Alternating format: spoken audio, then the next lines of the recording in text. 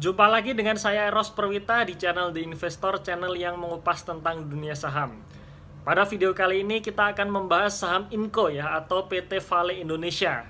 Nah, kenapa saya mau bahas ini ya? Karena kemarin muncul lagi di berita bahwa Indonesia melalui PT Inalum sudah resmi dan sudah menandatangani perjanjian definitif untuk akuisisi 20% dari saham PT Vale Indonesia ini. Nah, sekarang kita akan lihat bagaimana sih prospek bisnis PT Vale Indonesia sendiri ya. Nah, sebelumnya teman-teman silahkan subscribe dulu bagi yang belum subscribe. Dan juga teman-teman silahkan kunjungi website saya eroseperwita.com. Ini saya kebetulan ingin membagikan template file Excel analisa yang sering saya gunakan itu secara gratis ke teman-teman sekalian ya. Di samping itu juga ada video tutorial penginputannya. Oke, melalui keterbukaan informasi oleh manajemen dari PT Vale Indonesia tanggal 19 Juni 2020 kemarin ya, di situ disebutkan bahwa Vale Canada Limited ya, atau kita singkat VCL, dan juga Sumitomo Metal Mining, selanjutnya kita singkat SMM, mereka telah menandatangani perjanjian definitif untuk penjualan 20% saham di PT Vale Indonesia kepada PT Indonesia Asahan Aluminium ya, atau PT Inalum. Setelah menyelesaikan transaksi sesuai dengan syarat dan ketentuan perjanjian, maka Inalum akan mengakuisisi 20% saham PT Vale, 14,9% berasal dari VCL, dan 5,1% dari SMM. Nah, jadi dari public expose yang diterbitkan ini, kita bisa simpulkan ya bahwa PT Inalum akuisisi PT Vale Indonesia itu dari VCL dan juga SMM ya. Jadi bukan dari penerbitan saham baru yang dikeluarkan oleh PT Vale Indonesia. Artinya apa? Artinya tidak ada dana baru yang masuk ke PT Vale Indonesia. Ya, karena hanya semacam tukar guling saja nih dari pemegang saham A ke pemegang saham B gitu. Nah, selanjutnya setelah akuisisi ini rampung, maka kepemilikan akan berubah porsinya, yaitu PT Inalum 20%, kemudian VCL menjadi 44,3% dari sebelumnya 58% ya, menjadi 44,3%, dan selanjutnya SMM menjadi 15% dari sebelumnya 20%. Nah, VCL sendiri itu adalah anak usaha dari Vale AS ya. Vale AS ini perusahaan tambang milik pemerintahan Brazil, kalau saya baca di annual reportnya seperti itu ya. Jadi semacam BUMN-nya Brazil gitu. Kemudian untuk Sumitomo sendiri itu perusahaan tambang asal Jepang. Nah, jadi bayangkan ya teman-teman, perusahaan ini ya, PT Vale Indonesia ini sudah menambang di Indonesia sejak tahun 1978 sampai sekarang, dan hasilnya semua diekspor ya, berarti diekspor ke Brasil dan juga ke SMM ya, karena kalau saya lihat semua penjualannya itu ke dua perusahaan ini saja, jadi tidak ada pembeli yang lain. Nah, bayangkan ya, kita sebagai bangsa Indonesia ini ya sedikit risih juga ya, kok kenapa dikeruk habis kemudian diekspor ke luar negeri gitu, nggak ada nilai tambahnya gitu ya. Indonesia ya cuman dapat royaltinya saja ya, royalti sama ya mungkin lowongan pekerjaan dari PT Vale Indonesia ini saja gitu, tapi di sisi keuntungan perusahaan kita nggak dapat apa-apa. Nah, dengan diakuisisi oleh pemerintah ya, maka diharapkan nih kita BUMN terutama BUMN tambang Indonesia ini juga bisa mendapatkan keuntungan dari tambang nikel yang dikeruk oleh PT Vale Indonesia ini gitu. Sebagai gambaran juga ya, kapasitas produksi nikel oleh PT Vale Indonesia ini per tahun antara 80.000 ton ya, dan menargetkan menjadi 90.000 ton sampai tahun 2022. Nah, kita akan lihat historis aset dan ekuitas dari Vale Indonesia. Teman-teman silahkan lihat pada gambar berikut.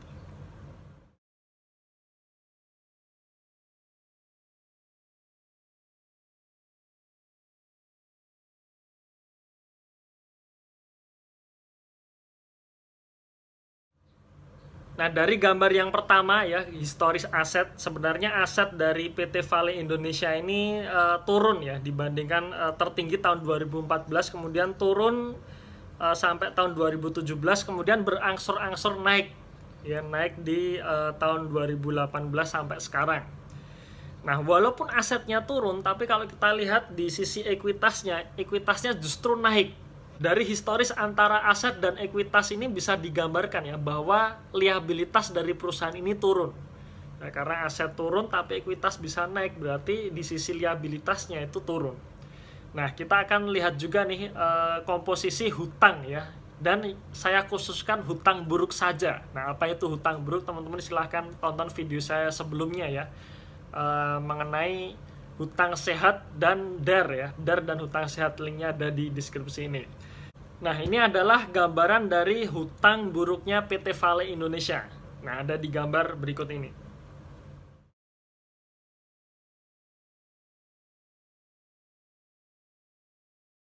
Nah, kalau teman-teman amati ya, sejak tahun 2013 sampai sekarang itu jumlah hutangnya selalu menurun. Dan debt to equity rasionya juga menurun, bahkan sekarang itu nol. Artinya apa? Artinya secara cash flow ya, kalau kita lihat lebih detail lagi di laporan arus kas ya, secara cash flow perusahaan ini selalu surplus. Kenapa? Karena jika cash flow-nya positif, otomatis perusahaan bisa membayar hutang. Tapi kalau cash flow-nya negatif, biasanya perusahaan akan menambah hutang untuk menambah negatif cash flow-nya. Oke, sekarang kita masuk ke komposisi laporan laba rugi ya. Nah, teman-teman silahkan lihat pada gambaran berikut ya. Ini adalah potongan dari laporan laba rugi kuartal 1 2020. Nah, di gambar berikut.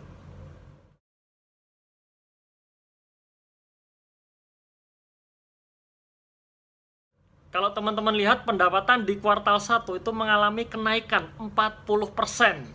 Kemudian di sisi laba bruto itu juga naik ya, naiknya juga nggak tanggung-tanggung sebesar 187%. Kemudian untuk laba bersihnya itu juga naik signifikan, yaitu sebesar 245%. Dari sebelumnya rugi 20 juta US dollar menjadi untung 28 juta US dollar. Dan karena semua penjualan dari nikel ini ke induknya semua ya, artinya ini sudah dikunci nih, dikunci berdasarkan perjanjian, maka pembeli utamanya ya VCL dan juga SMM. Maka bisa dikatakan bahwa bisnis ini saat ini tidak terdampak oleh pandemi COVID-19 karena pembelinya sudah tetap. Hal itu juga disampaikan melalui public expose ya. Jadi kemarin itu bursa sudah menyurati ke semua emiten untuk mengetahui kira-kira dampak pandemi ini terhadap kinerja perusahaan, dan Vale Indonesia juga mengatakan tidak terdampak ya, tidak begitu terdampak karena pembelinya sudah tetap ya, yaitu induknya sendiri VCL dan SMM.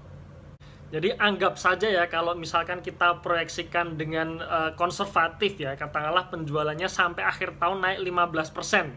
Karena kuartal 1 tadi naik 40% nih ya, kita anggap sampai akhir tahun naik 15% saja. Dan laba bersihnya naik 100% saja ya. Karena kuartal 1 sudah naik 245%, seharusnya sih sampai akhir tahun bisa tumbuh lagi. Tapi anggap saja kita sampai akhir tahun naiknya 100% dibandingkan tahun 2019 kemarin. Maka kinerja penjualan maupun laba bersih PT Vale Indonesia akan seperti ini. Teman-teman bisa lihat pada gambar berikut.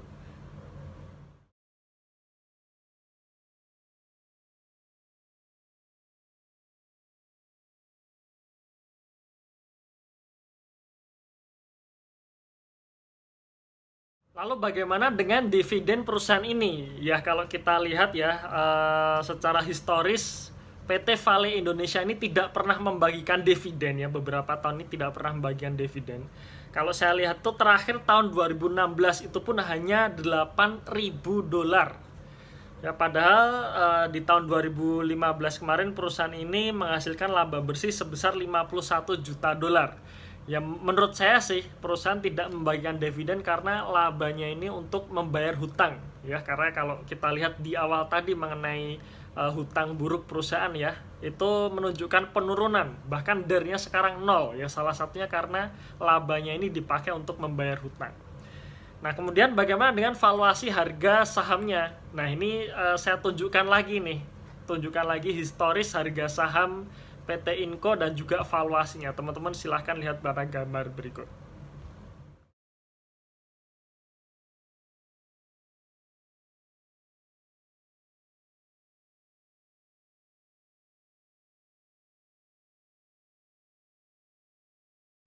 Nah, kalau kita lihat secara historis jangka panjang ya, harga sahamnya itu sebenarnya juga nggak kemana-mana ya, cenderung stagnan ya di kisaran 2.800 sampai 3.200-an. Kemudian kalau teman-teman lihat di gambar yang kedua yang mengenai ekuitas, PBV, dan ROE, sebenarnya valuasi saham ini menurut saya cenderung mahal ya, karena kalau kita lihat ROE-nya itu kecil, di bawah 10% ya. Bahkan ROE-nya pernah minus ya, karena perusahaan pernah merugi, kemudian sempat naik ya menjadi 3%, 2% di tahun 2018 dan 2019 ini. Sebenarnya kalau ROE di bawah 10% dengan PBV di atas 1 kalinya, menurut saya itu cenderung sudah mahal ya. Karena kalau kita bandingkan katakanlah misalkan seperti Adaro ya, Adaro, PTBA, ITMG itu kan ROE-nya besar-besar nih. ROE Adaro sendiri katakanlah kurang lebih sekitar 10-an%, tapi sekarang harga sahamnya PBV-nya masih murah di bawah 1 kali gitu. Tapi kok Inco ini kenapa bisa selalu di atas 1 kali ya, padahal ROE-nya itu cenderungnya kecil. Makanya kalau teman-teman membaca e-book analisa saham saya ya, di situ saya katakan harga yang masuk akal untuk kita masuk di saham PT Vale Indonesia ini ya di 2.800-an atau PBV 1 kali. Tapi kalau kita lihat secara historis, PBV perusahaan ini selalu di atas 1 kalinya, bahkan menyentuh angka 1,5 kalinya di tahun 2019 kemarin. Nah, kalau misalkan kita lebih sedikit berspekulasi ya, jadi kalau teman-teman mengacu ke e-book analisa saham saya, ya itu di dalam e-book itu saya selalu tuliskan bahwa analisa saya itu analisa yang konservatif, yang artinya main paling aman. Tapi kalau kita mau sedikit spekulasi dengan saham ini, kalau kita lihat di 3 tahun terakhir ROE-nya naik ya. Pertama ROE-nya naik ya karena memang dari minus ya, minus kemudian naik 2%, 3%, dan proyeksi tahun ini sampai 5%. Kemudian yang kedua hutangnya 0. Artinya apa? Artinya surplus cash flow-nya ini memang tidak dibagikan ke dividen, tetapi untuk membayar hutang. Artinya ke depan perusahaan bakal bisa mencetak laba lebih tinggi lagi gitu. Dan kalau misalkan benar-benar konsisten seperti ini, maka nggak heran juga nanti harga sahamnya pun juga akan naik lebih tinggi lagi. Nah, oke, itu sekilas review dari saham Inco ya, atau PT Vale Indonesia. Itu berdasarkan analisa saya sendiri. Sekali lagi teman-teman ya, informasi ini hanya bersifat informasi umum saja. Jadi bukan rekomendasi beli, bukan rekomendasi jual. Silahkan Anda analisa lagi, kemudian Anda putuskan sendiri. Karena setiap keputusan yang Anda ambil, maka tanggung jawab tetap Anda pegang masing-masing. Jangan lupa juga share video ini jika dirasa bermanfaat. Jangan lupa juga tuliskan komentar Anda supaya kita bisa berinteraksi melalui kolom komentar di video ini. Kunjungi juga website saya eroseperwita.com. Silahkan beli e-book analisa saham saya atau audio learning dan ikuti workshop online course saya. Oke, tunggu video saya selanjutnya dan salam Passive Income.